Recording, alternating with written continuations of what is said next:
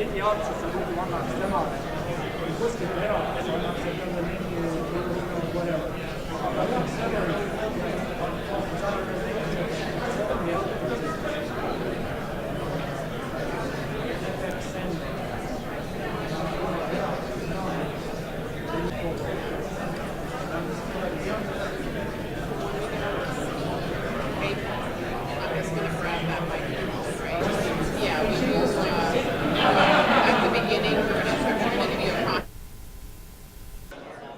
Yeah.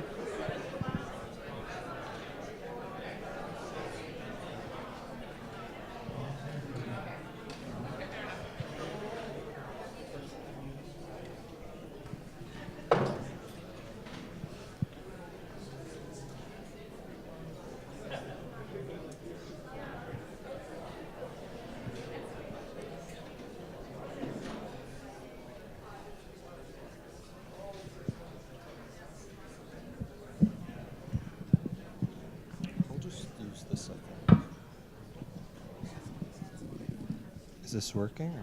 Oh, I see.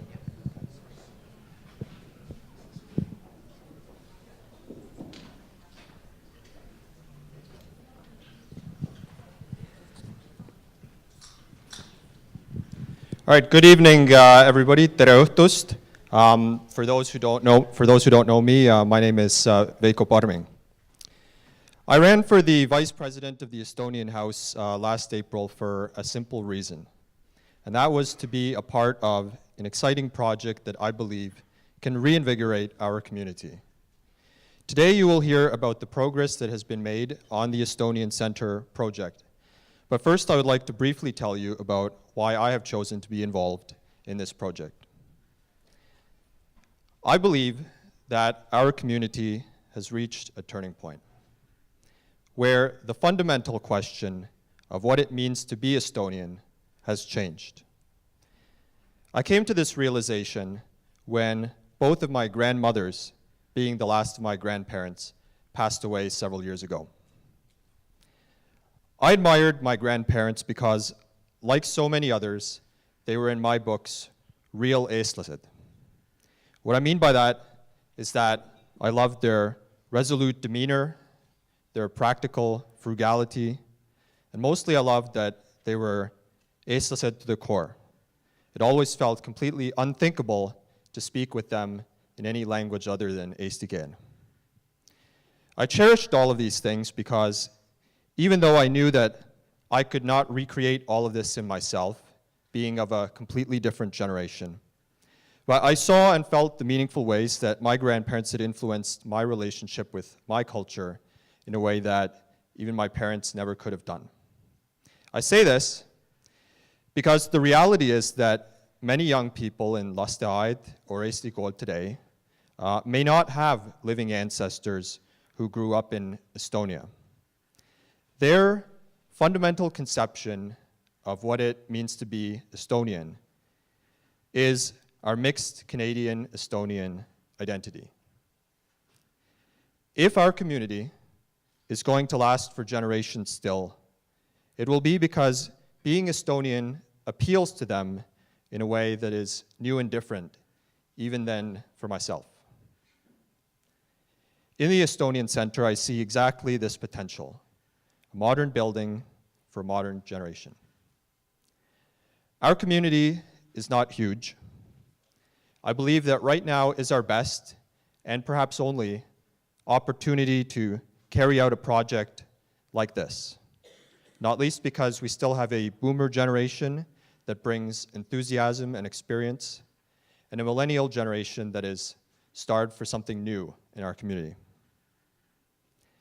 I believe that we can bring the same enthusiasm to building the Estonian Center that preceding generations brought to building Eesti Maja. I believe that a planned transition from our community home of the last 50+ years to our home for the next 50+ years is the most sensible and the most dignified solution to this proud building that would cost millions of dollars simply to maintain in the condition that it is in without addressing any of the issues related to its basic functionality. I also believe that this project, at a minimum, can consolidate our two community centers into a single sustainable hub, and that, in the best case, it can do far more, energizing our youth, cementing Toronto as a true magnet for Estonian culture abroad, and bringing back into the fold members of our community who have drifted to the periphery. When I think about the Estonian Center, I aim to take a pragmatic and forward-looking approach. I try to avoid saying, for example, well, we could never hold Rahva Joulupuu there because without an Orta room, there would be no space for the bouncy castle. And instead, I think about how nicely an outdoor Christmas market might fit into the courtyard. My point is that the Estonian Center is not going to be simply an Eesti Maja 2.0. It promises to be something new and different, but still our home. It's critical to note that this project, that these four organizations are jointly stepping forward to develop. As the due diligence process nears its conclusion, the four organizations will be making a go, no-go decision based on the best interest of our community. As you listen to today's presentation and ask questions, and over the next several weeks, it's my hope to hear first and foremost from those people who are in the middle. I encourage you to think independently and to think with a view not just to today, but to the future, about whether you can see this Estonian Center as our home for the next several generations. And if you can see it, to consider in what ways you yourself could envision being involved in this venture. With that said, I thank you And I'll turn things over to tonight's host, Karin Ivand.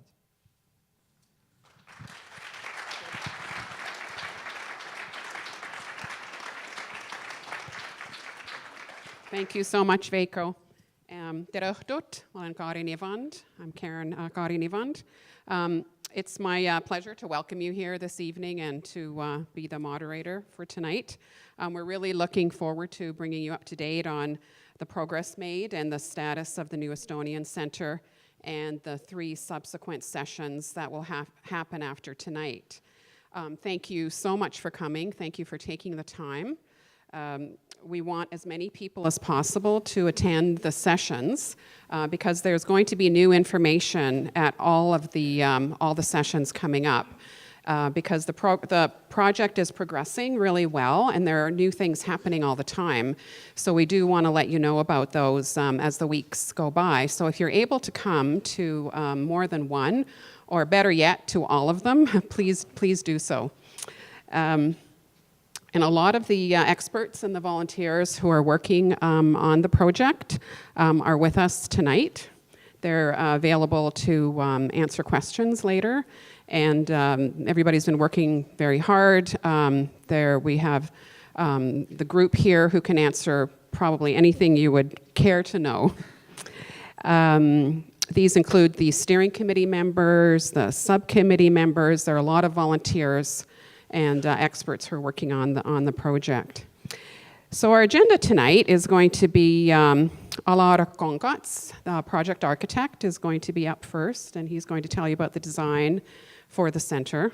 And there's some boards and renderings on the side there. I'd encourage you to look at those. There are some new ones that Alar just prepared a couple of days ago.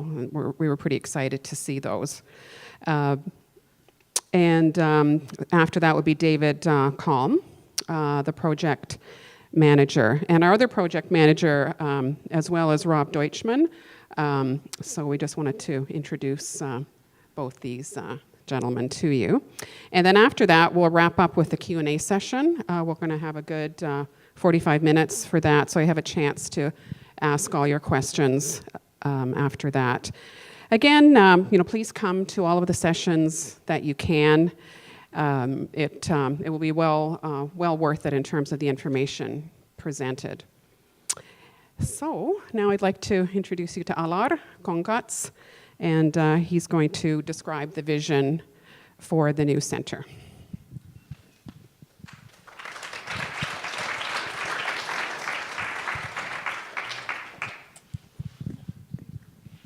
Thank you, Karin.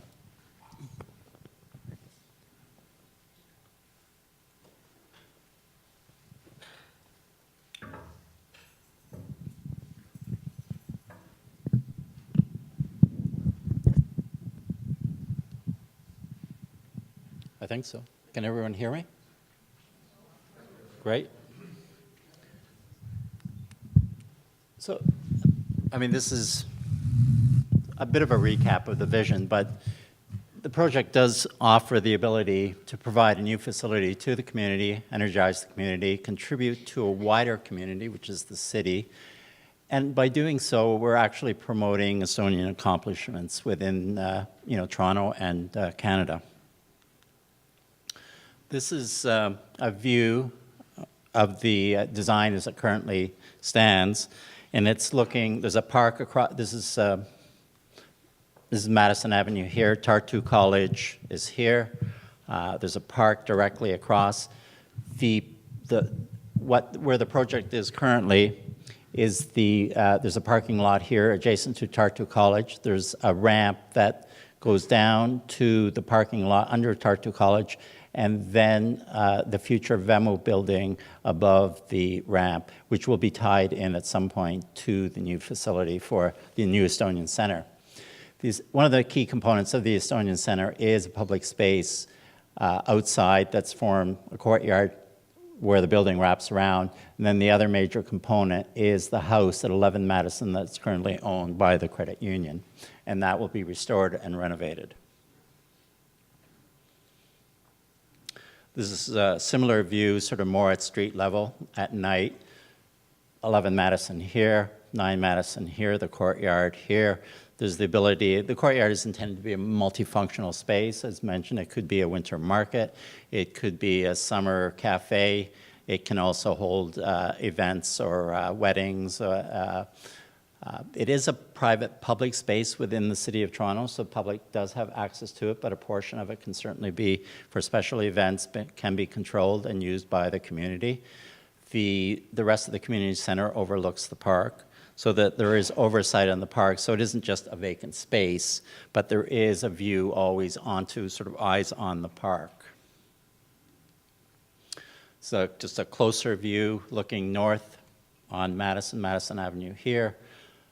11 Madison is behind here, and then the parking lot, which is the Estonian Center, in the foreground here with the two wings over defining a courtyard in the center. One of the things you might, as we're working on this thing, the project, one of the things you might wonder is sort of, the materiality of what we're looking at. And Estonian culture has no kind of lack of references, historical references or cultural references. And one of the opportunities that we have, and it also is kind of, as we've worked on it, as I've worked on it, you also start to see the kind of, the number of connections within the Estonian community and the range of kind of expertise and interesting things that people do and people produce. And one of the things, again, with the materiality here, there is the potential as an image here, which is kind of the traditional New Year's Eve pouring of molten lead into water, forming interesting shapes to forecast the future. There are products available, and ones that are where the proprietors are the members of the Estonian community, which is a molten type poured aluminum that could become part of the facade that define the center, both connected historically, culturally, and also with the present day activities within the community and what the community, the range of scope that the community has. This is a winter view standing on the second floor of the community center, overlooking the courtyard and then the park beyond. One of the great things about this site is that we do have the park across the street for the project, and that park will never have a building on it. So in fact, the courtyard, instead of being the courtyard here, but in fact, the visibility extends right across the street and becomes a much larger space. And in the winter, it can be quite magical with the snow falling and the trees in the foreground.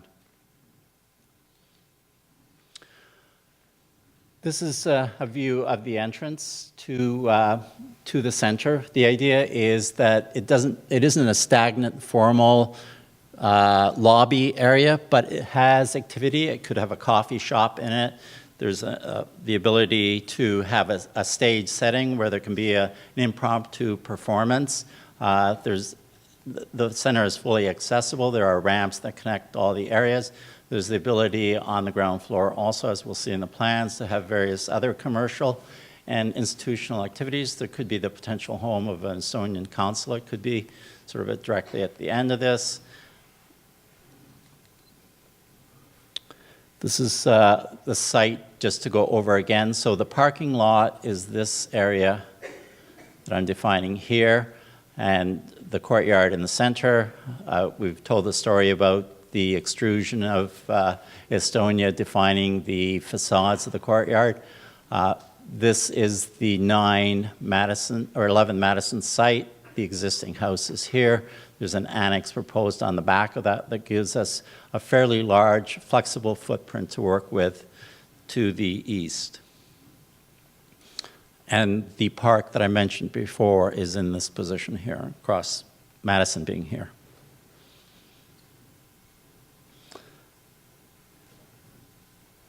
The center is essentially on floor levels. One of the things there's also the subway tunnels that run through the property, and I'll just back off a bit. So this, and this has been discussed before, so the subway line is actually defined by these angles here. So there are two lines that cross. That means that you can't put foundations down over top of those tunnels, so we're bridging across. And at the lower level, this is 911 Madison, the house, and then a new sort of lower level foundation that's halfway out of the ground. So it is possible also to have windows around the perimeter. It's possible to have service areas at the lower level or leased areas. You could have the potential of having a kitchen at the lower level that services vertically up through the building. The elevator is right here. There are washrooms down here as well. There's also storage space and service space as well. The subway tunnels are immediately adjacent. And I'll talk about the technical aspects of this in a minute. There's also, Tartu College is adjacent here. So on the ground level, again, there's the open square, a new entranceway, the image that I had shown previously. This image here is in this location here. It would be standing here looking in this direction here. There is also a through path connection that goes through the court and cuts through the building at grade level that connects up to potential future secondary pedestrian way that runs parallel to Bloor Street that the city is exploring in terms of making Bloor Street not just a one front building with a facade, but it has a kind of depth to it so that there's a secondary level of smaller shops and activities, not unlike Cumberland Avenue and where Cumberland Park is in Yorkville. The area that you see in the light blue is potentially, well, the lobby, but there are areas that can be leased out so that there is income coming into the project, as well as an area on this side that could also have a major tenant in it. There's also sort of a grand stair that takes you from the courtyard up to the second level. So if there are events in the Great Hall, there's a kind of more formal stair that takes you and connects you to the courtyard below. The plan here is the second floor. The programming would be that it does allow for a grand hall that is approximately the same size as the hall that we are in right now. It's very close to proportionately and dimensionally and in terms of the square feet, the size of the hall that we are now. And it overlooks the square. There are two wings associated with it that serves as breakout space. So if you have an activity here in a wedding, there are areas for people to leave their tables and find sort of quieter spaces to sit and congregate looking over the square.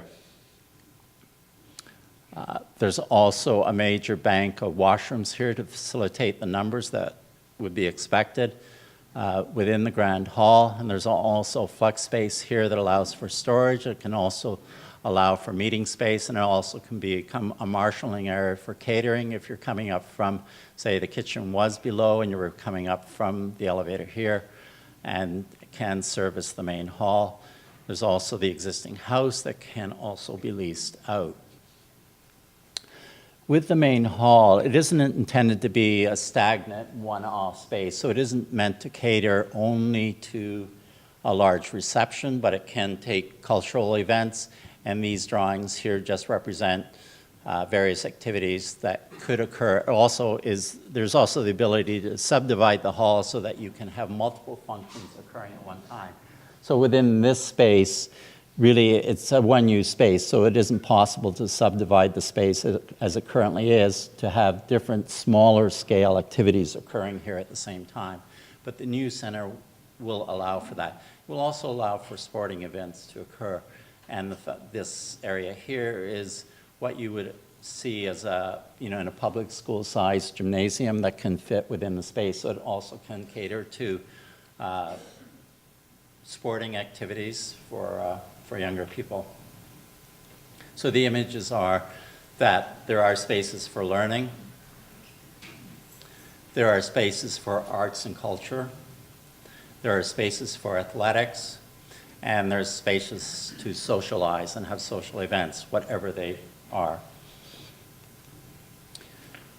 On the third level, which is a kind of mezzanine level that overlooks the Great Hall, so this essentially forms a balcony condition here. There's the ability to have large meeting rooms, classrooms.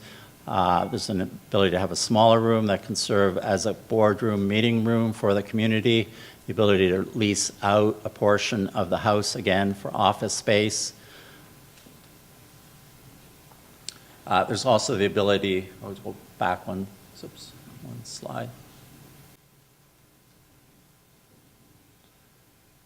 From the second level, also, there is the ability to connect through in the future to Vemo here, so that all three properties from 11 Madison, 9 Madison to Tartu College, Vemo, Tartu College, can all be interconnected internally so that you don't have to go outside.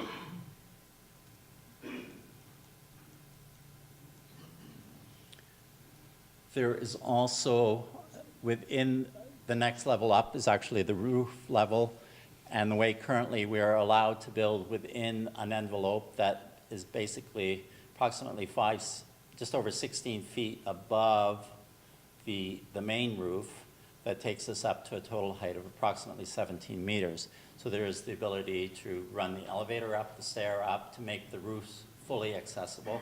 It is envisioned that it would be a green roof and would be a sort of more private area, outdoor activity area that could be licensed in the future for special events, that is separate from the kind of public plaza below. It also allows for a penthouse that will house the mechanical equipment that support the environment of the center. And the notion of building a bar adjacent to this is that it addresses a future development that's proposed directly east of 911 Madison that will sort of become a new facade for the edge of a parking lot, or not a parking lot, but a parking garage that's envisioned for a condo development there. It will also have the required exiting from the roof level, sort of a major stair here and potentially another circular stair that comes up that allows the roof to have a large occupant load that could be equal to the occupant load of the main hall below. So that's roughly where the design stands currently. And again, it's intended as flexible space. It's not defined. So if there's something on the drawing that says it's a classroom or a meeting room or a kitchen, none of that is defined currently. And because the shape, in spite of the fact that the courtyard facade is this variegated edge, the rest of the building is actually very orthogonal and quite regular, so it's very easy to subdivide and plan out that space for any number of uses. Recent planning activities that are occurring or have occurred since we presented this earlier or last spring is there was a recent community meeting with the Annex and Harbour Village Residents Association. That took place November the 2nd.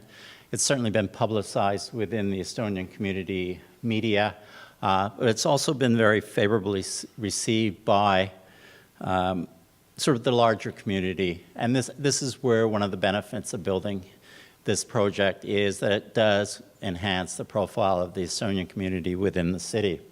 This is a tweet that was sent by the architectural critic of the Globe and Mail, the response from the local councillor who had sponsored the planning meeting, Joe Cressy in Ward 20.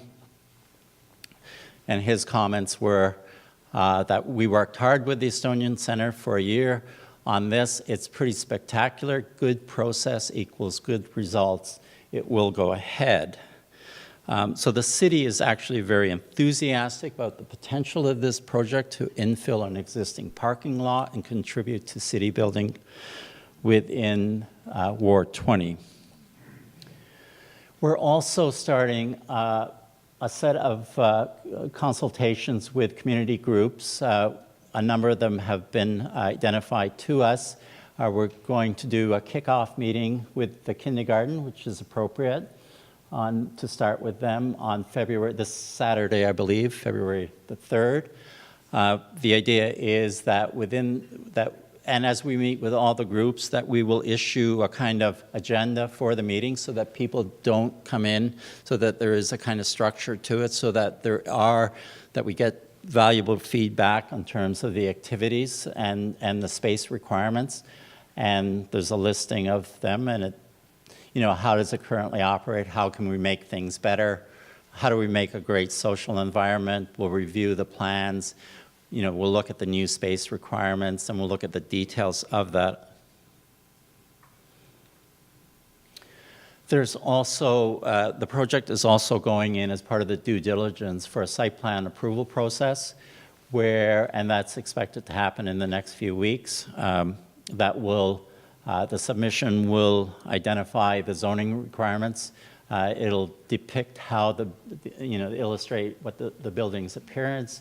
There'll be traffic studies associated with that. There'll be vibration studies associated with that, noise studies, environmental assessment in terms of the soil conditions, also a geotechnical investigation of the soils around the existing subway tunnels.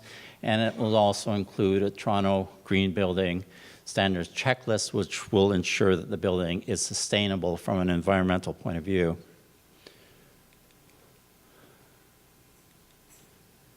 Part of that also is the shadow studies of how the plaza will function, and because of its orientation, advantageous orientation, in fact, that during the spring, summer, and fall, the courtyard will always have very favorable shadow or lack of shadows on it, and we'll have a lot of sunshine, and will be a bright space. And again, that's because of the orientation and the park across the street. If Apple can have its emojis, the Estonian community should have theirs as well. Thank you. David Combe, as Karen said, I have the honor of being one of the project managers on this project. It really is an honor. I am not doing this alone. I really would like Rob to stand up here just quickly. This is Rob Deutschman. He's also a project manager. Very experienced individual, has been a great help to the project. I didn't get a tutorial on this, so I'm going to just try my luck. That looks good. So just quickly, the agenda here. I've got quite a bit of material to cover, so I'm really going to speed along here. I'm afraid it's a little bit dry. It's not as exciting as Sullar's renderings, but it's just as necessary. So start with some background. We'd like to show you how the project has been organized since we met last in springtime, and then move into the focal points of due diligence, project components, and some costing. And that will be followed by a question and answer period following my presentation. Confidentiality. We have to take this on right up at the beginning of the presentation. Both properties are bound by confidentiality provisions as they are under contract. So what is off limits, or what I cannot make public at this time, is purchase prices of the properties or the identity of the purchaser of this property. So I'm afraid I just can't go there, but I'm going to try and go as far as I can this evening to give everybody the information they're longing.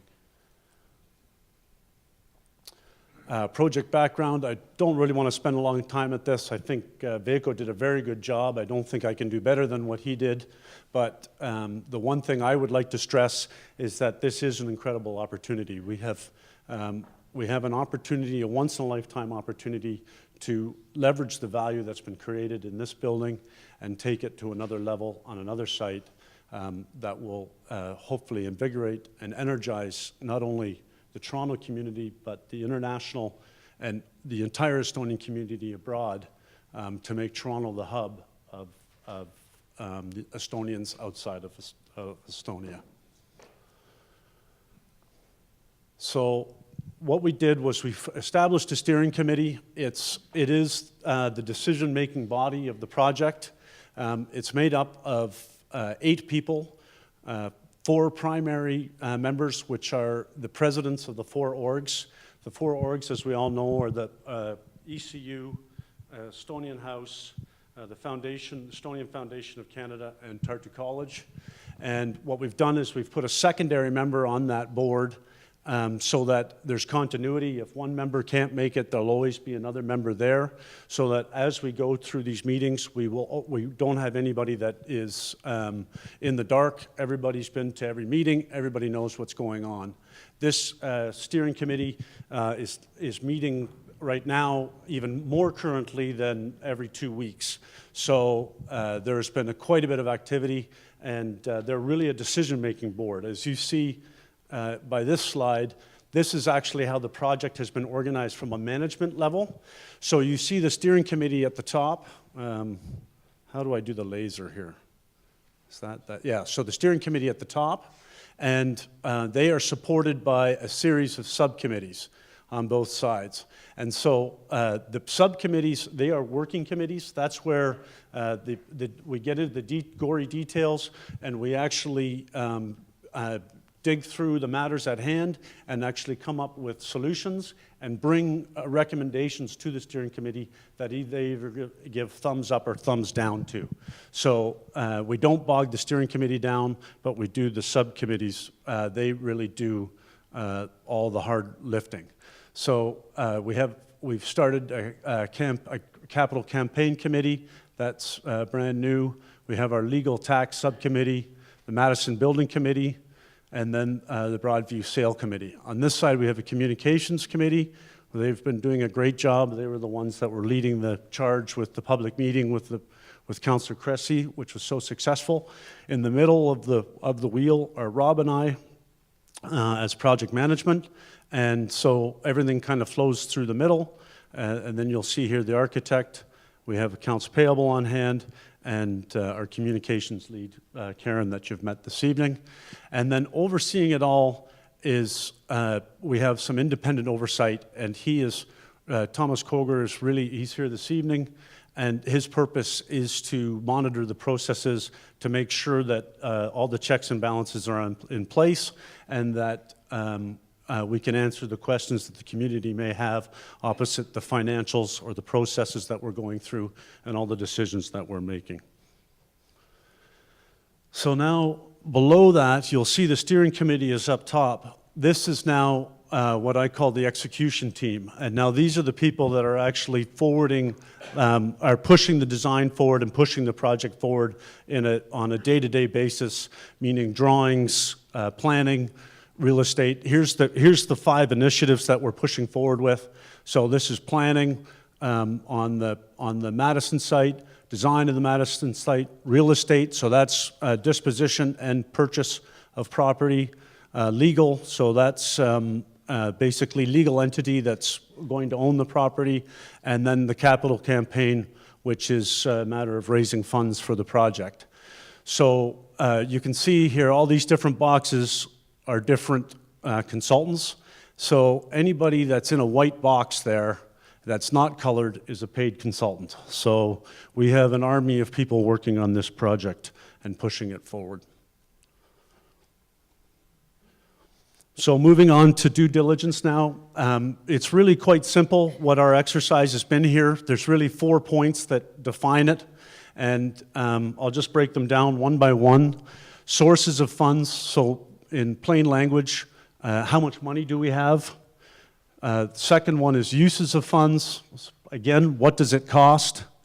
Third is long-term sustainability. So in plain language again, will it run on the long term? Will it generate enough revenue that it will be self-sustainable? And then fourth is, we can't forget the lawyers, the overarching legal structure. And I'll discuss that a little later, but there's always, on a project this size, there's always legal issues that need to be attended to.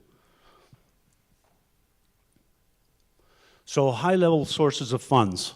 We've been focusing primarily just on 3 groups. There are others that are still in the works that we are working on, but really the primary 3 are the sale of this property, sale of Estonian House. We'll get into that in more detail right away.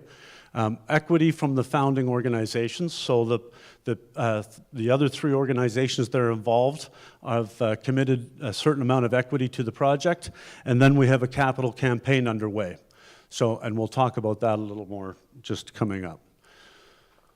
So the sale of the house, what we did was, this is back now in August, we started with, we entered into discussions with 16 potential purchasers. So these are purchasers that we identified and pre-qualified, and purchasers that also approached us with interest in this property. They were shortlisted to 5 letters of intent. So they were taken a fair ways through the process and got to where we actually had a term sheet that discussed how the deal would transpire if we were to enter into an agreement with that party.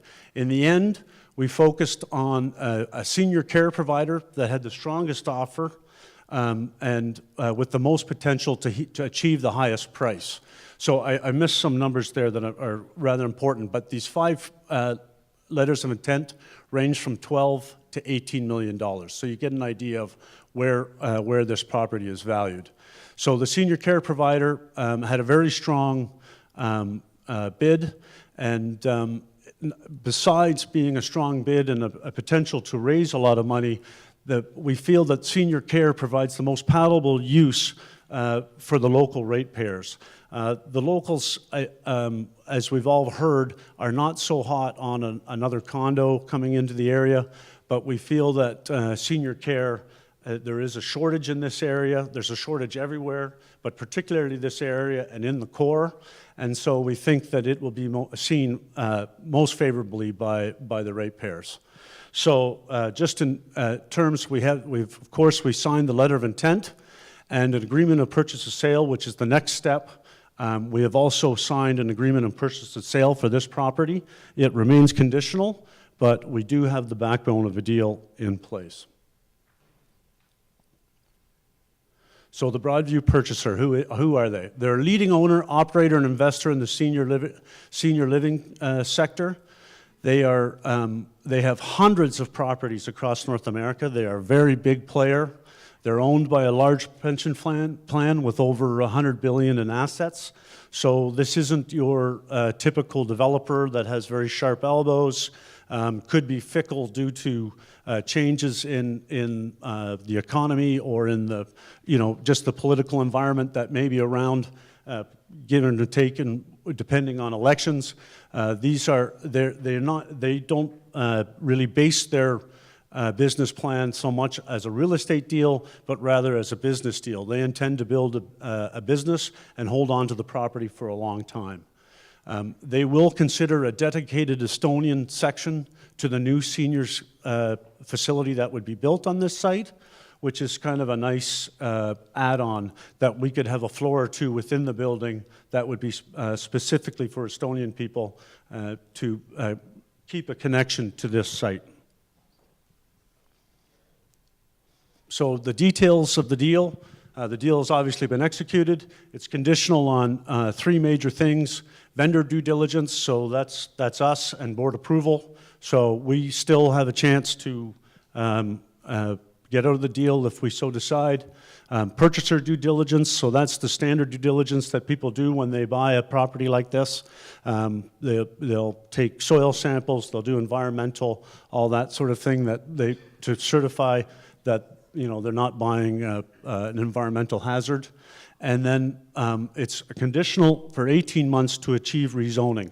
So in short, they want to rezone the property, and the final price will be dependent on what we get for our final rezoning.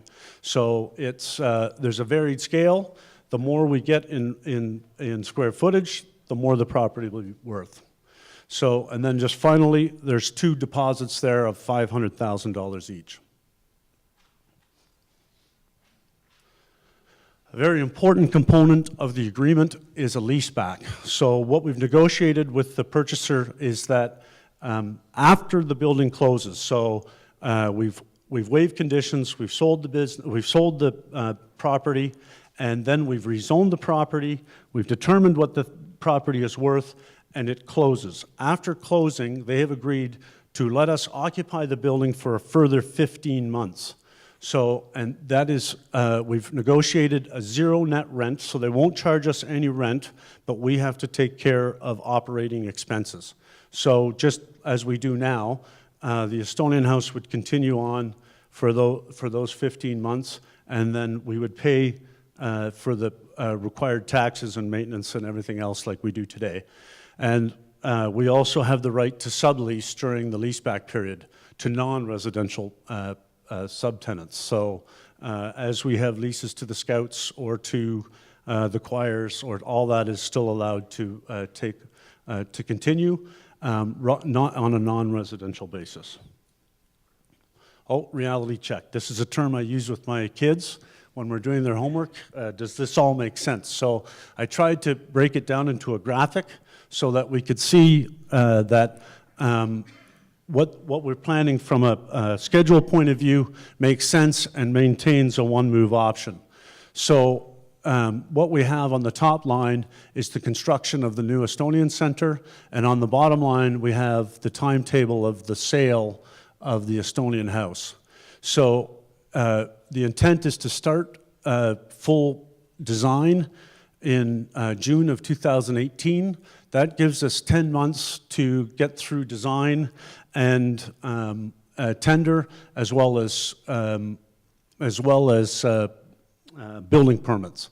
And the intent of doing that is so that we're shovel ready for when the zoning is taking place down below on the Estonian House here. So the zoning, we've got an initial period of 13 months to complete the zoning, but we have an additional extension, if necessary, of 6 months. So we have a total of 19 months to rezone this property, and then we have 1 month until closing, and that's when the leaseback starts.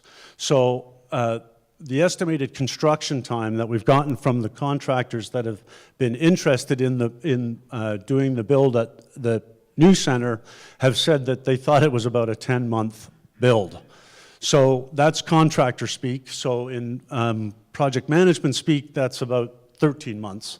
And so we've allowed a little extra and called it 15 months. So that is really, there's no coincidence why 15 months aligns with the 15-month leaseback. So somewhere we're allowed this to glide a little bit, such that as this comes back and forth, we can start our construction in time that we'll have enough leaseback. So right now we have about 6 months of glide here, so that we'll have enough leaseback to cover ourselves so that we can finish construction and move out of here in one move into the new center. I know I spent a lot of time on that, but it's an important point.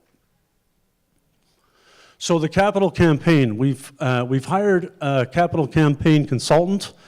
We don't pretend to be experts in large campaigns and raising large funds.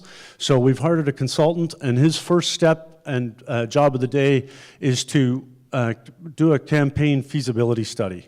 And that really has one point to it, and that is to provide clarity as to what this variable source of funds could be realistically. So what can we rely on from this campaign?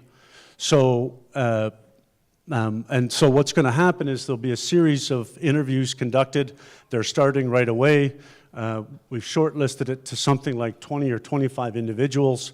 They will be surveyed and asked questions, and then we will get a report back as to what they feel the depth of our community is opposite a campaign, a capital campaign.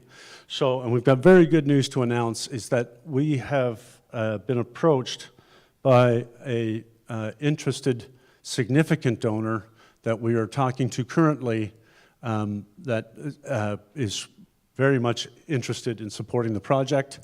Discussions are ongoing, and a term sheet is imminent between the two of us. So that's great news for the project. So those high-level sources of funds, this is a very simple slide, but what I'm trying to explain here is that they're variable to some degree. So what we have to do from a project management point of view is we have to make sure that we have kind of the core funds that we know we have and the core funds that we might have, and then we have to plan accordingly. So the total will be a range. So Graphically, it's a little easier to pick up on it, but the dark green is the core funding. So that is funds that if we take minimums of our sources of funds, we get a dollar value of about $18 million. That's what our expected minimum sources of funds will be. And then on top of that, we have variable funds. So that's if the property zones higher and we get more for the property. If we raise more in the capital campaign, we have a variable bar here that adds to it, and that takes us to about $23 million. So those are the numbers that you need to kind of remember. So we range from about 18 to 23. So now we're going to move on. So that's basically what we have to play with. Now we have to figure out what the uses of funds are going to be. So what is this going to cost? So these are the basic components of the cost. Land, hard and softs, financing, that's all construction. Contingency is also construction. So moving on quickly here, we'll just get into the land. Of course, there's the site. We all know the site. Oh, I didn't mean to do that. We'll go back. But so we have two components of land on the site. One is 9 Madison, that's the parking lot that we have under contract with the city, and 11 Madison, which is currently owned by the credit union. So we'll just talk about the two land deals here. So 9 Madison, as I said, is under contract. A letter of intent has been signed, and the agreement of purchase of sale has also been signed. So they're both fully executed. We've been able to attain a very attractive price. Closing occurs 10 days after development approvals date. So as the developer that's interested or the purchaser that's interested in this site has done, we've done with the city, making it that we don't have to close until we've gone through our approvals and ensured that we've got what we need to build our new center. There was a purchaser deposit of $100,000 that's already been made. It's a stratified title, so we're allowed 4 stories in height. And as Alar said, there's a POPs agreement on the site, so we've agreed to make our courtyard accessible to the public. The Madison property, the site plan agreement application submission is underway. Alar mentioned that, so that's the beginning of planning has already started. The TTC planning review will run concurrent with the SPA application, so the site plan application. So once we submit to the city submits to the TTC, and they begin their technical review. So, and that will get us clarity as to what the TTC will require us to do while building over their site. Some good news that was just as current as Friday was that our sound consultant has said that he anticipates that without attenuation, we will meet the TTC requirements for sound and vibration as it is in the site. That doesn't mean we're not going to use attenuation, but it means that with attenuation, we should have some very favorable results. Moving on to the Estonian Center, or the 11 Madison lands, the project will purchase the 11 Madison site. It'll become part of the project. The transfer of the property, it will be merged with 9 Madison. That'll be a factor of the zoning. We expect that to happen in about September of this year, and it represents a cost of approximately $3 million to the project.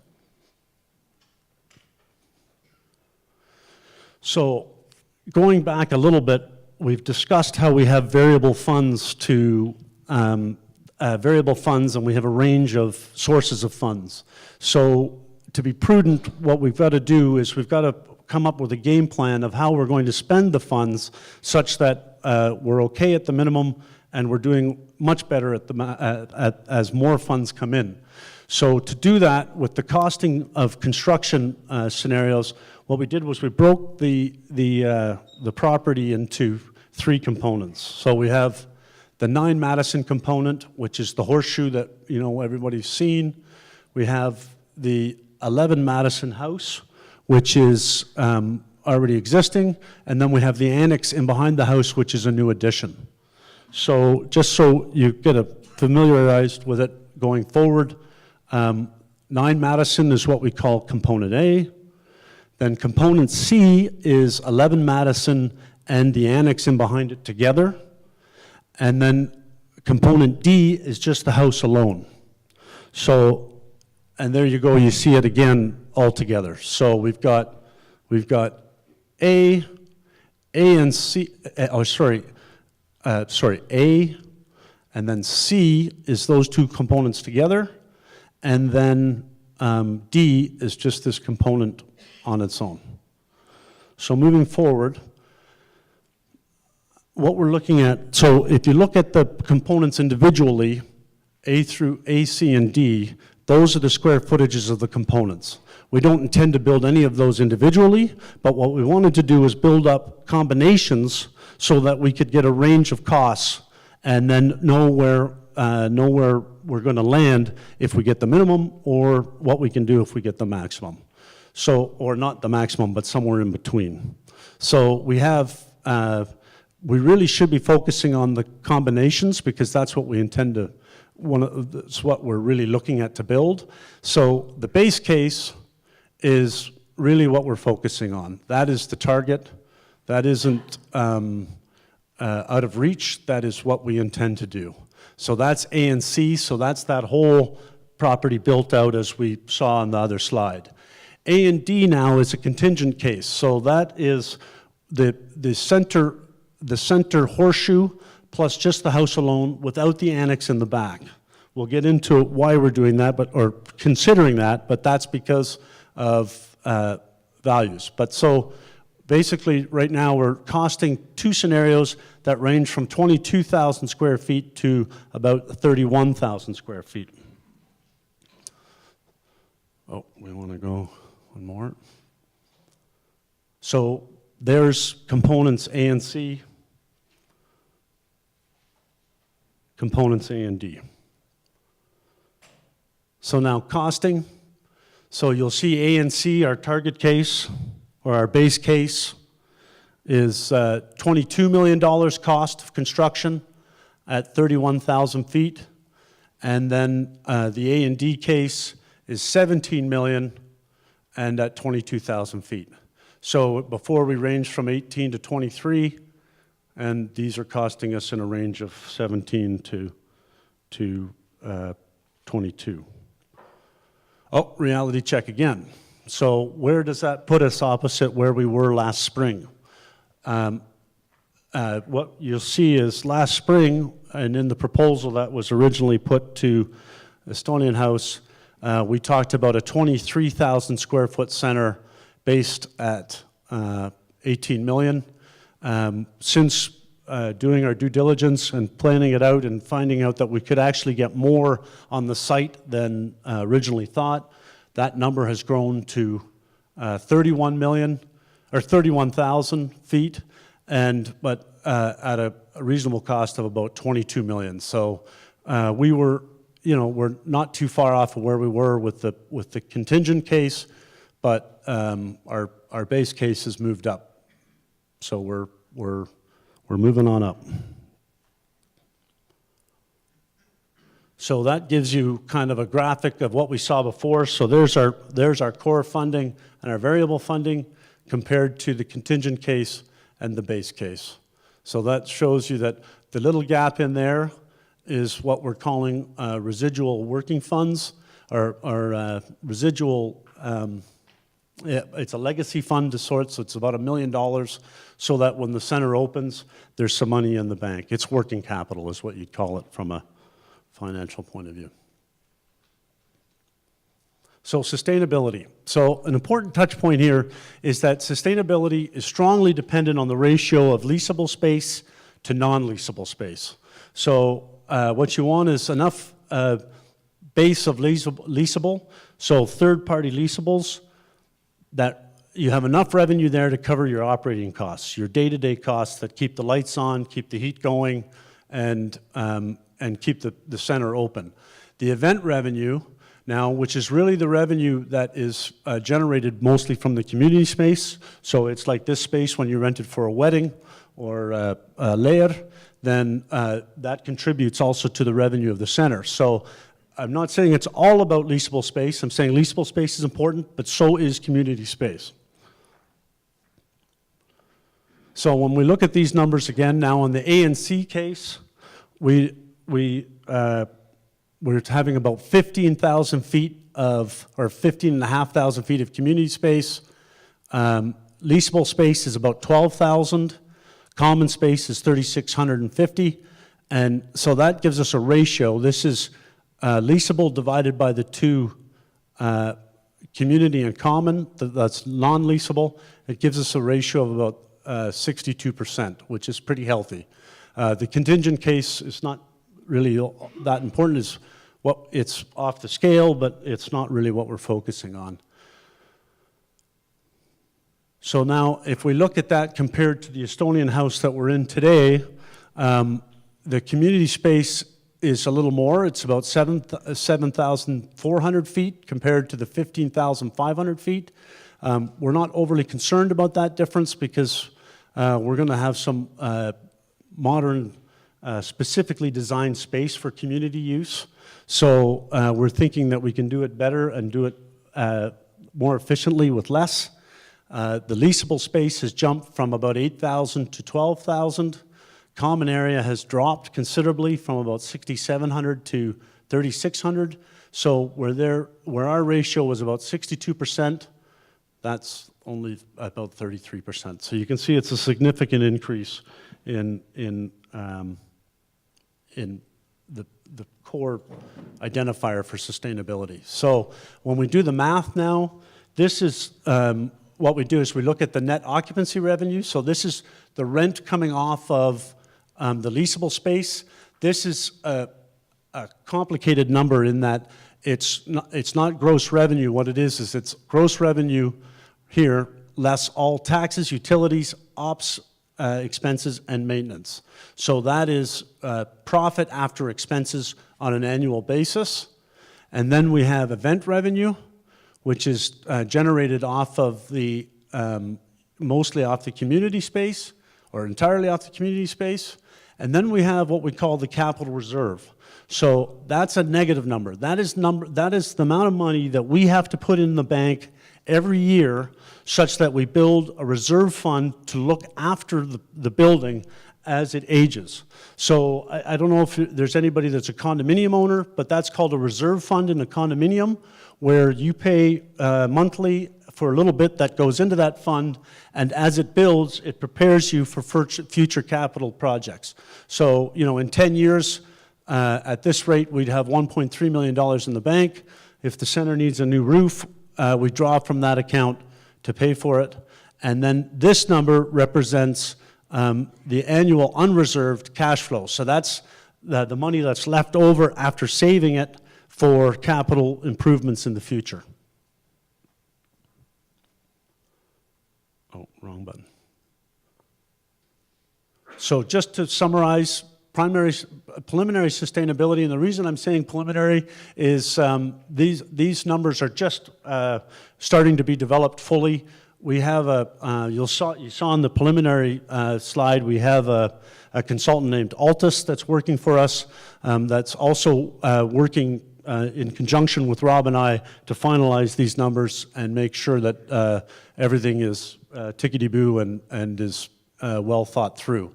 But so again, for the base case, we're looking at a reserve fund, building it of $134,000 a year, and excess cash flow of about $130,000 a year.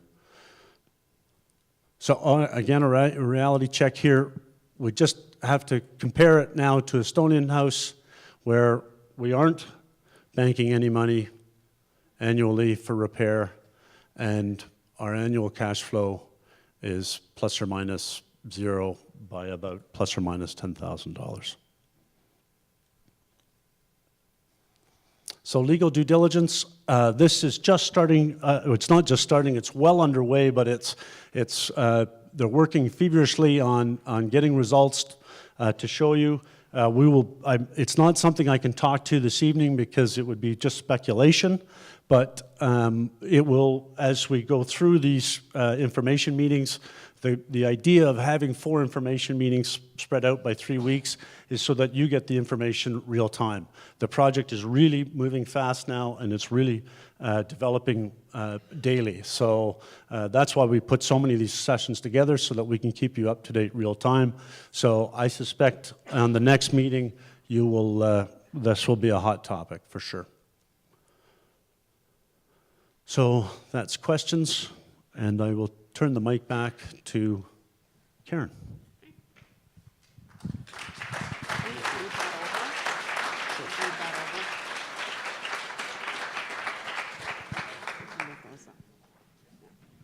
David, thank you so much. That's a lot of information to absorb. Realize that.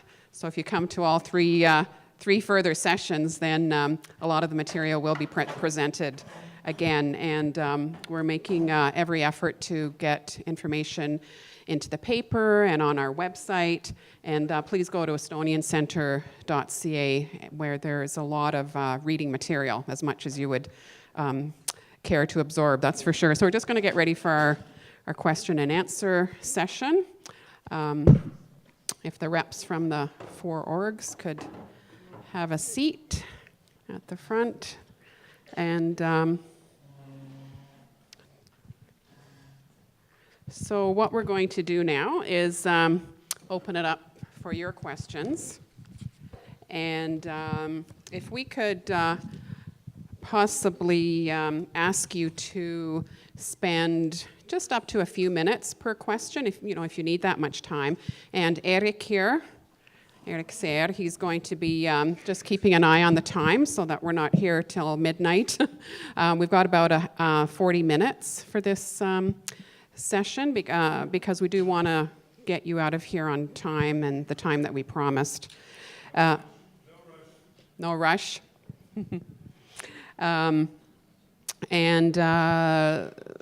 Yeah, so we're ready. I'm just going to pass the microphone to these 4 folks, and they can tell you who they are and who they represent. Tere, I'm Mihkel Holmberg. I'm the Vice President of the Estonian Foundation of Canada. Jan Meri, Tartu College. Mihkel Liik on the board of the Estonian Credit Union. And Veiko Parming, Vice President of Eestimaja.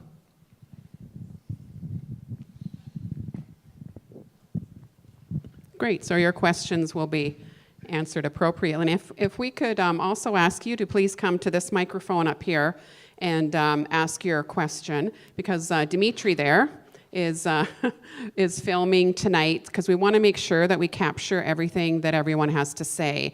So if you could please come to the front and ask your question, and Eric's just going to keep an eye on the time so that everybody who wants to has a chance to ask questions. So if whoever wants to come up first, feel free.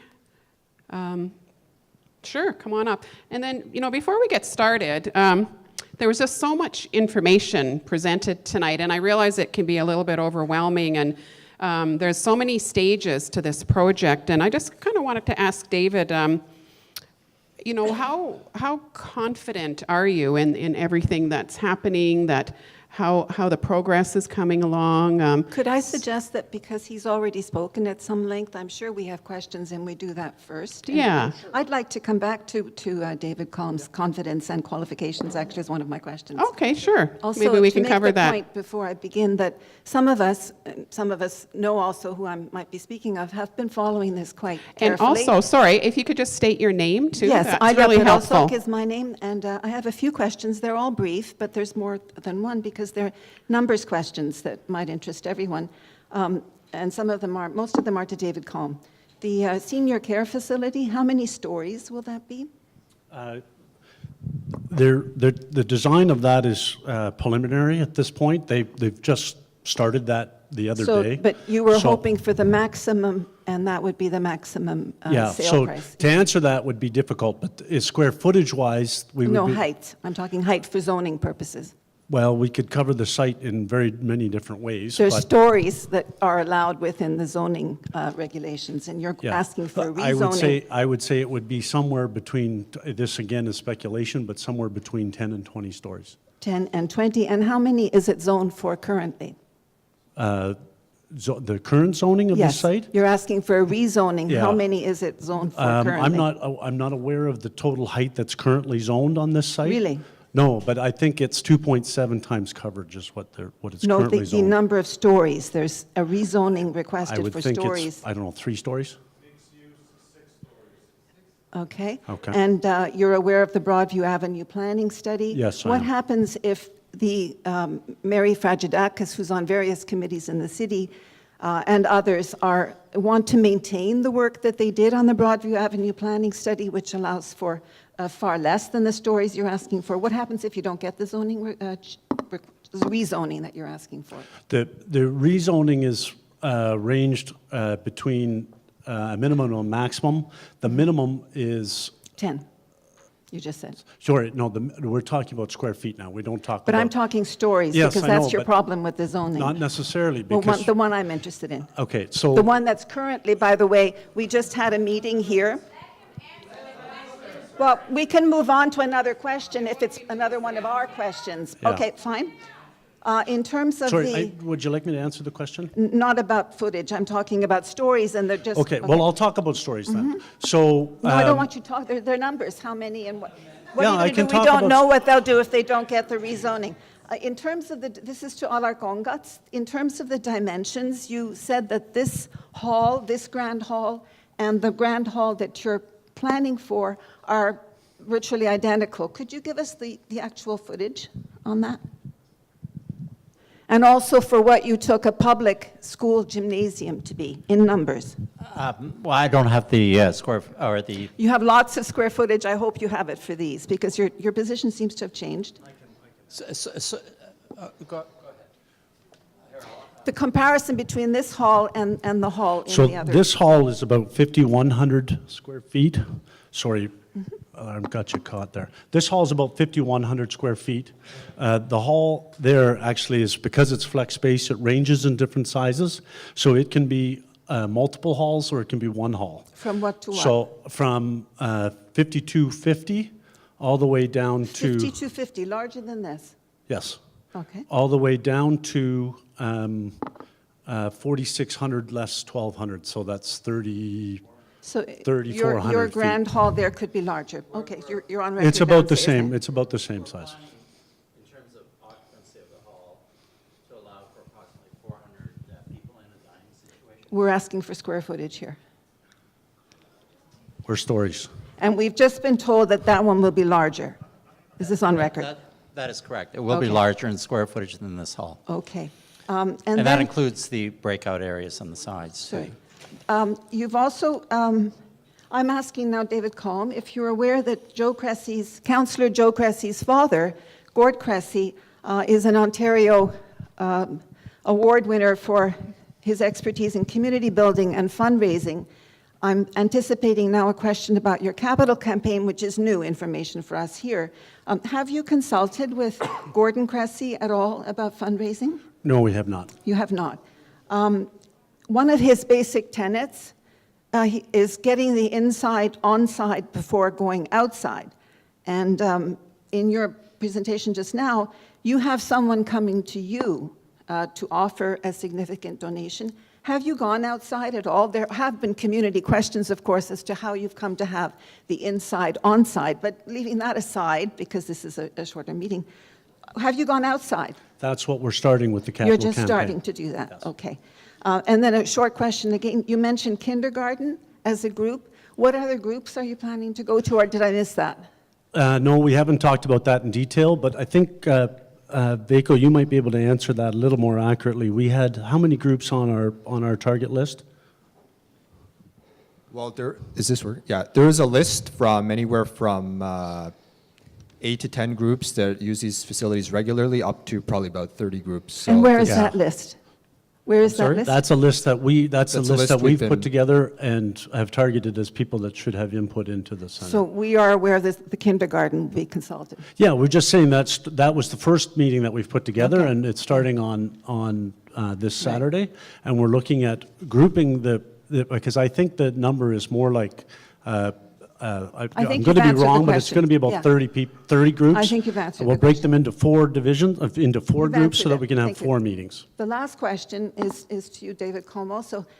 Aside from your work on the projects with this group, what is the longest period of time that you've actually worked on a single large development project? It's very important for project managers, as everybody The can single imagine, to longest see time, through, I yeah. would say, On a large development project. yeah, on a large development And maybe you project, could their characterize what that'd be. typical development projects take about 5 years. That's right, yeah. Yeah. What's the longest you have? Oh, besides your work? 5 years. And where was that? The Solera condominiums was one of them. You were there for 5 years? In what Yes, I was an capacity? owner in that project. You were the owner of I was an owner in that project. Solaricum, Condominiums, yes. and how could you characterize its largeness in comparison with It was a 182-unit condominium, Okay, 12 stories. okay. Thank you. Thank you very much. Great. Next question. Or should I say questions? Could be questions. Thank you.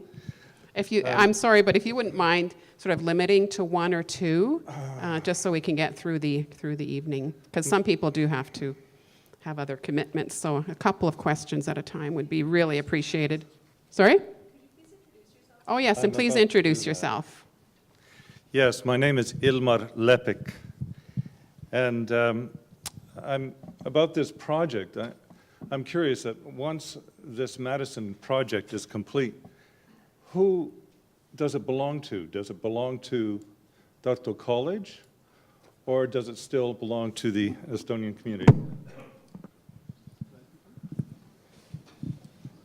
The intent is for it to be owned by the Estonian House.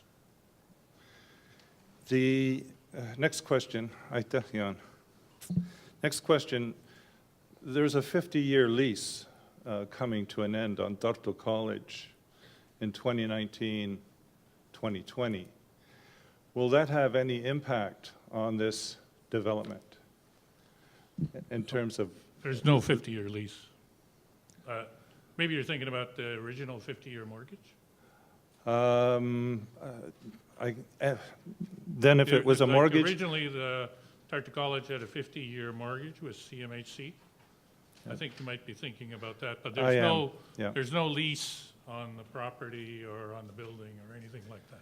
When that comes due, does that mean that there'll be changes in square footage rates? No, we've for the already area? eliminated that CMHC mortgage. Okay. We do have debt with the Estonian Credit Union, try to keep it within the community, May I ask But- what that debt is? 8 million. Thank you. And is that due in the next year? No, I think, if I remember, 2019 is the next renewal date on the mortgage. Alar, you've been given a difficult task. My question to you, in terms of the U-shaped design of the center, does that U-shaped design come from the fact that the Toronto Transit Commission has first right to open that courtyard to repair the 4 subway lines that are running underneath that parking lot right now? That's all part of the review with the, that hasn't been specifically identified as a requirement by TTC in our discussions with Bill Toronto to date. That sometimes is the case, but there are lots of development projects that run parallel to Bloor Street with the subway that build totally over the subway property.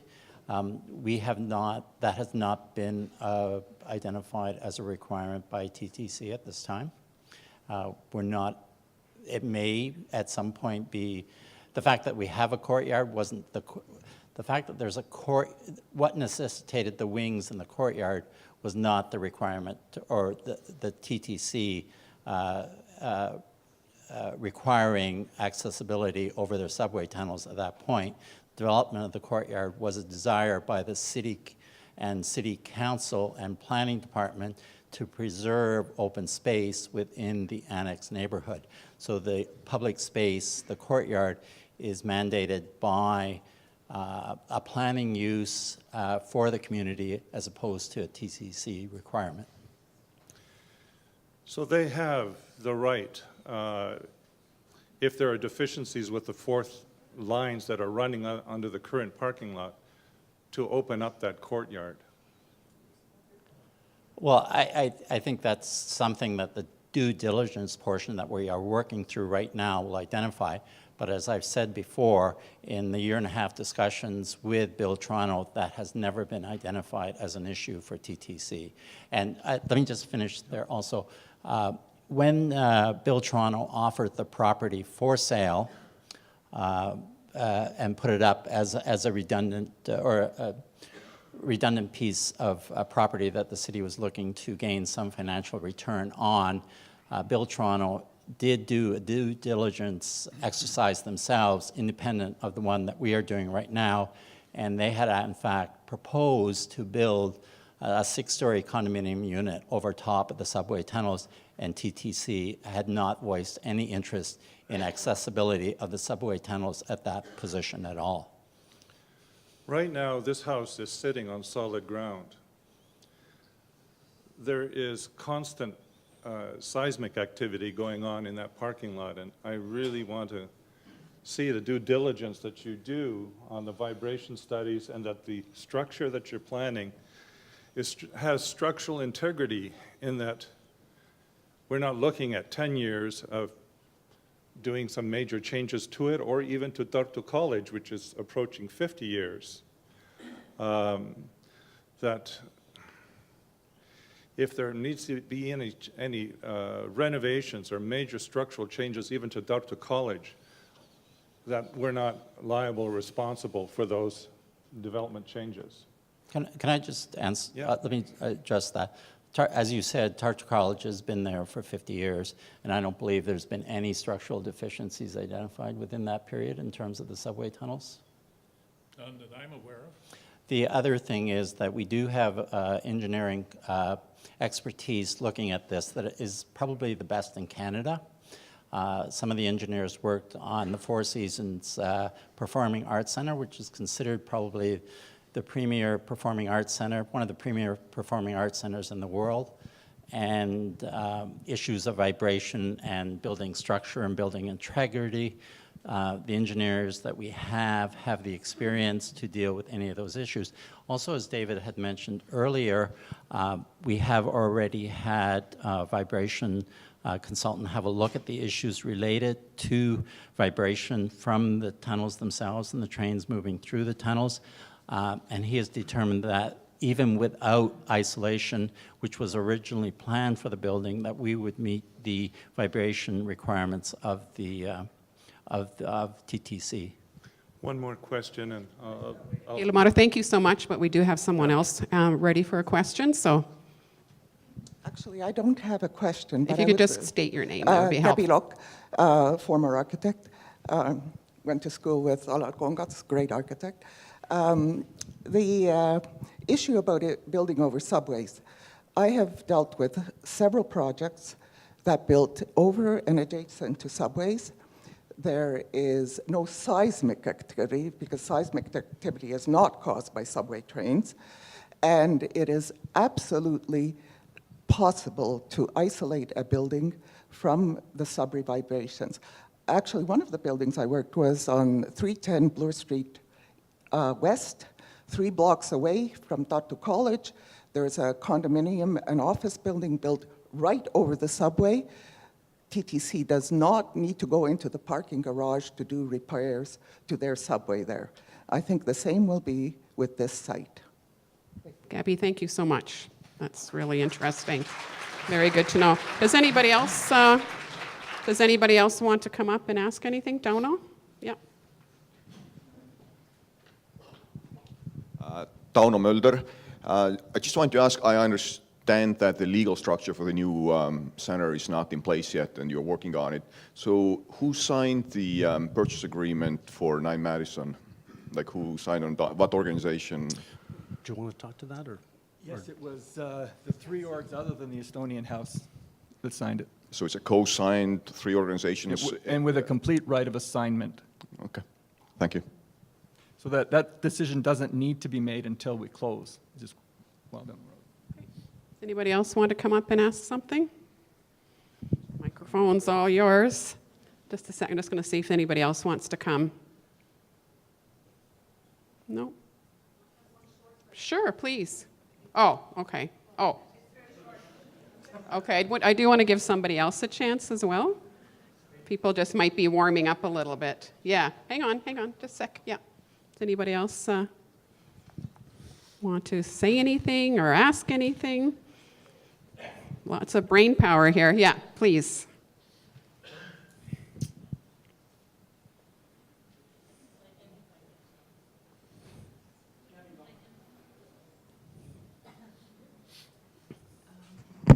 Ret Martin Sayre is my name. I have a question regarding the leasing. In your presentation, you mentioned that you're hoping to have long-term leases in place, and because of the incredible location and the proximity, really almost within the University of Toronto campus, have you considered the University of Toronto as a possible leasee? I currently work at the Ontario Institute for Studies in Education, the Faculty of Education, and in continuing studies with international projects. And we've had to continually turn away multi-million-dollar projects from countries all around the world because the university doesn't have enough space to house students and teachers coming for training from overseas. And they are desperate for space. And they've even rented in hotels temporarily. And this is something that I believe they might be very interested in. So is that something that you might consider looking at? And what other things are you looking at in terms of long-term leases? Yes, we would very much consider that. It's because we're going to have classrooms and the like, it would be great for conferences and that sort of thing. So the education or the community in the area, I think, would make great use of our facility. So it is something that we have identified. Not so much on a long-term lease, but more on a repeating event-type lease, like you might have with ballroom dancing in this hall. From a long-term lease perspective, of course, the number one target is the Estonian Credit Union. They'll be probably the largest tenant there, like they are here. They will be tied up with a long-term lease. There is a cafe area there that we hope, bringing it up out of the basement and putting it on the roadside, it will be a viable long-term tenant there. It would be our hope to rent that to an Estonian person so that we can have an Estonian flavor to that space. Then the rest of the space is more in the annex and in the old building, and that would be suitable for office space. So from Bloor all the way up to Lowther, which is the next street north, there isn't really any residential on the street anymore. In fact, it is all office space. Lawyers, different film foundations, different community groups. So it is that kind of tenant that we're seeking, that would occupy that other space. But the intent would be to, it would be an arm's length lease, not to some sort of maybe something a little bit more sustainable, and that would last for a long time. But yeah, definitely the event space, OISE and UFT and UTS would definitely be targets for our for the conference space. I'll speak to you later. Thank you. It's a great question. It's 8:30, and this is when we said that the session was going to end, but I think that because we started a little bit late, we can go for another 10 minutes. So if anybody has anything else, does anybody else have another question? If you've already asked a question, could I ask you to just limit to one further question? Unless is there anybody else anybody new would like to come up to the front? Okay, Ilmar, one question, please. Not picking on you, Alar. The shadows that you've shown on the screen, did those shadows take into consideration the encroachment of the two newer buildings, the 28-story behind the church and the 38 stories across the street from Tartu College? They did, actually. The one that's being proposed to the way, with the east-west orientation of the site principally, the property, which is the United Church property in the tower there, in terms of, it does have an impact in terms of morning sunlight, but as do a number of other properties along Bloor Street, and including Tartu College on the site. So in the morning, the site does, early morning, up to approximately midday, the site does have shadow conditions on the site, but as we swing around to the afternoon, especially in sort of weather that we would, use the, the courtyard for sitting in terms of outdoor space, that the shadows turn away from the building. They turn more parallel to Bloor Street, so that the site is fairly unencumbered by shadows in, again, June, July, August, September. The property that's being proposed on the corner, on the southwest corner of Madison Avenue, again, does have an impact in the winter months on shadows for an extended period of time. During the summer months, it tends to veer south of the property. Anyway, the studies are there. I mean, we can show you exactly what the positioning is at what time. And, but it is one of those sites within the city that is actually very favorable, and because of its orientation, and also because there's no building directly across from it as well. So you do get the afternoon sun, you also get the evening sun when people might be using that space after work. It becomes a very lovely space. And that's what's unique about the property. It's actually a big plus to have such a property with a particular orientation. It's very unusual in a city condition like this. I had always shown one of the inspirations of what a public space, of a small public space could be, was Paley Park in New York, which I've always spoke as one of my sort of cherished childhood memories of visiting New York and being in that park. And that park is almost entirely in shadow. And yet it is a park that's really, really enjoyed just because it's open, it provides a different experience. And this has the opportunity to do so as well, with the advantage that it does get sunlight. Thank you very much. I live in Richmond Hill, and I hope that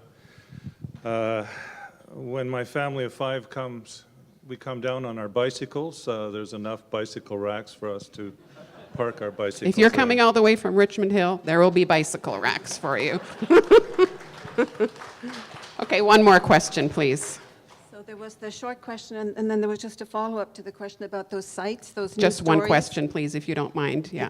She asked what the leasing possibilities might be, and we have this new information just now about the 38 stories and 29-story buildings. How long have you been aware of those? Have they received go-aheads yet?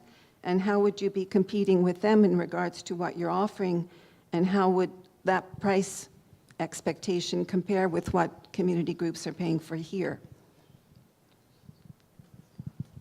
That's not the short question, but that was the follow-up. Yeah. Sorry, So I'll try and take that on one This new bit at a time information, there. yeah. So the 29 stories has been, the application has been fully approved. So it is, they were originally in at 42 and settled on 29. The 38-story building, that's the one directly east to the site. It has just been, the zoning application has just been submitted.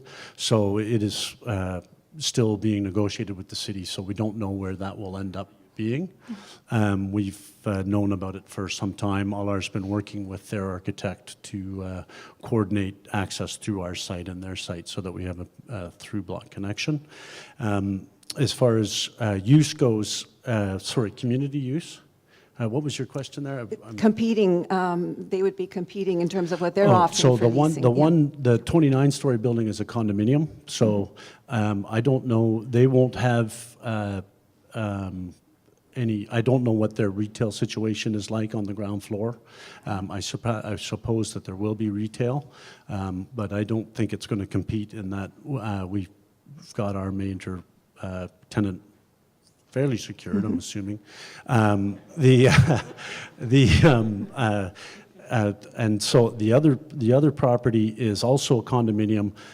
It's parking from the ground floor up for 5 stories, and then there is some office space there, but that office space is being purpose-built for the United Church of Canada.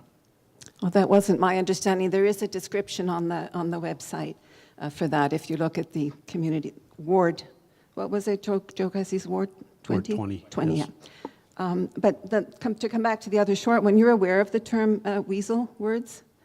If you're in communications and marketing, you would be for sure. Yeah, sure. Yeah. No, but you know what they are. What are they? Maybe you could say it more concisely than I would. What's your question? Weasel words. I taught communications. Yes, because there was the use of one, and I'm coming, of course, back to that.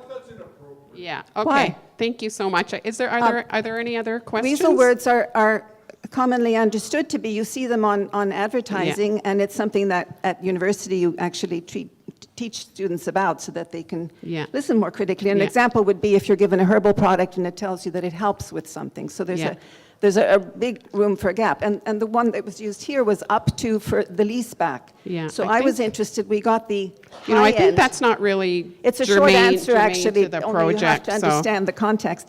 The maximum end you could lease back for 15 months. Do you have a question? The question is, what's the minimum end, and what will determine that? It's Okay. up to 15 months lease back, but what is it at the minimum end, and what will determine where it falls? Okay, thank you. Okay. That's the question to David Combe. Okay. So the lease back is a term that it's a 12-month term with a 3-month extension at our discretion, and we can terminate it at any time. So if we need it for 8 months, we can use it for 8 months and leave.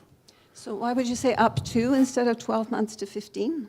Why would you have up to 15 months? Yeah, so we can only go up to 15 months. You can only keep it for 15 months. Yeah. Okay, thank you. Does anybody else have any parting questions? Even a comment? Okay. Yes. I just want to say thank you for your work, and just remember that it's the vocal minority that is always standing up there, but the silent majority is right behind you, and we're looking forward to this. Thank you. Thank you so much. Thank you.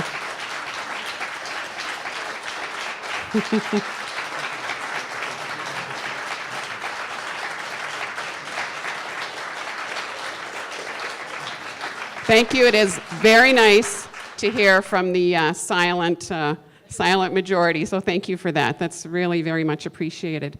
And so thank you again for coming. We really appreciate the time that you took to come out. Please come to the next session. Check the website, read the paper, send us an email. We're always here, and we're always working. So, please, if there's anything you think of after the meeting, feel free to connect with any one of us. Thank you so much.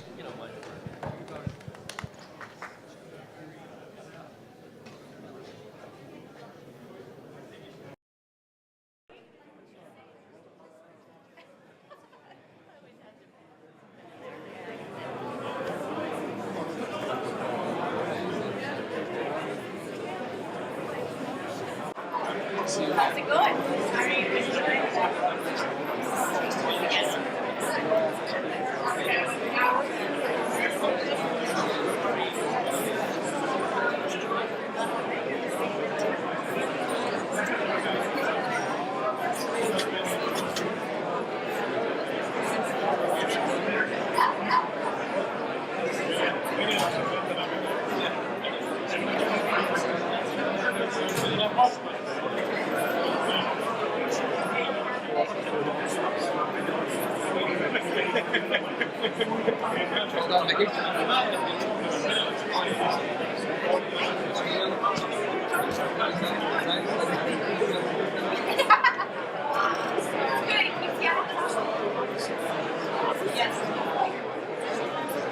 Well done, Councillor.